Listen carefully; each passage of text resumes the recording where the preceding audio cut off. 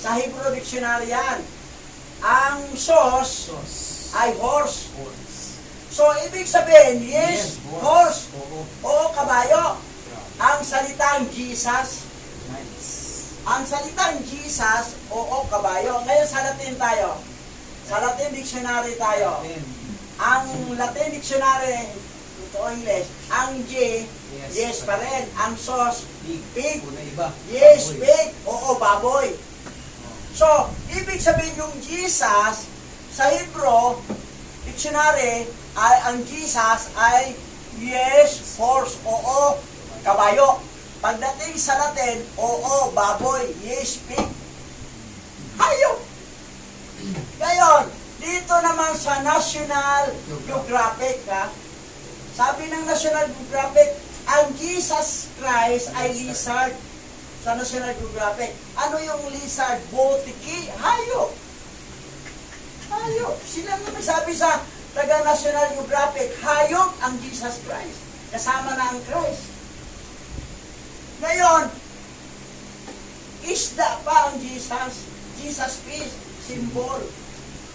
Sign of the fish. Oh, isda.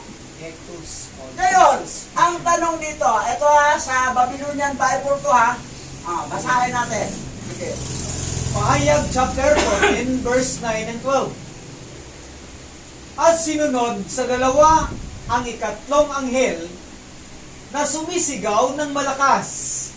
Sino mang sumasamba sa hayop at sa larawan nito at nagpatatak sa kanyang noo o sa kamay ay pinainom ni Yahweh ng alak ng kanyang puot na walang halong ibunuhos sa kupa ng kanyang galit.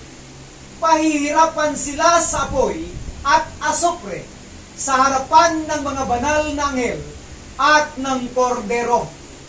Ang usok mula sa apoy na nagpapahirap sa kanila ay mag-aalab magpakailanman, araw at gabi. Ay maghihirap ng walang pahinga ang mga sumasamba sa hayop at sa kanyang larawan ay ang mga natatakan ng kanyang pangalan. Kailangang magpakatatag ang mga hinirang ni Yahweh, ang mga sumusunod sa utos at nananatili sa pananampalataya kay Yahweh Shai. Ngayon, saan mapunta ang mga sumamba sa hayop? Sa apoy na naglagablab na asupri. Impyerno po yan, dagat-dagatang apoy. Sino yung hayop na sinasamba? Yung Jesus Christ. Hayop po yun, baboy, butiki, isda, kabayo. So, lahat ng mga born again Christian, wala, akala nyo ang kulto dito, ang Roman Catholic lang, pati kayo kulto rin, as long as you are word Christian. Mas okay pa nga ang Islam hindi pa kulto ang Islam. Proud pa naman tayo dati, no? Oo. Proud dati, no? Pero hindi alam, kulto pala. Si Yahweh Shai pa lang. Tapos siniraan pang Islam, di mali.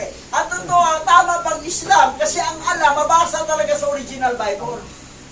Kahit sa New Testament, so, yung Emmanuel na nakalagay, ay manaw Allah ang nakasulat. Sabi ni Hagar, nakita ko si Hawa, tawagin ko siya si Alang nakakita. Oh. Si Hawa, tawagin niya Alang na nakakita. Ibig sabihin, yung Allah at saka si Hawa, parang synonym lang, ayon sa sinabi ni Hagar. Synonyms. Tapos dito naman sa Aymanaw Ala, ay kasama natin si Alahayam. Na kumbaga, ang Ala, parang si Alahayam. So, itong mga sumasamba sa hayop, saan mapunta? O sumasamba kay Jesus Christ?